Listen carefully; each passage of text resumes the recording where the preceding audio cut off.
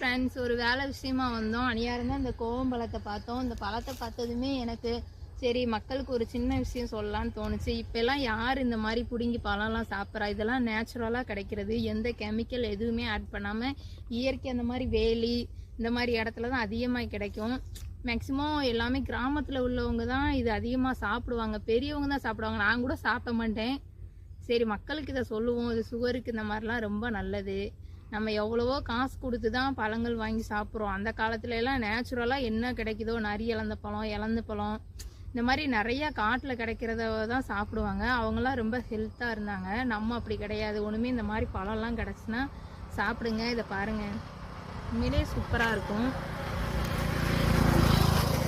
இதெல்லாம் ரொம்ப ரொம்ப இயற்கையானது. நம்ம சாப்பிட்டா நம்ம உடம்புக்கு நல்லது.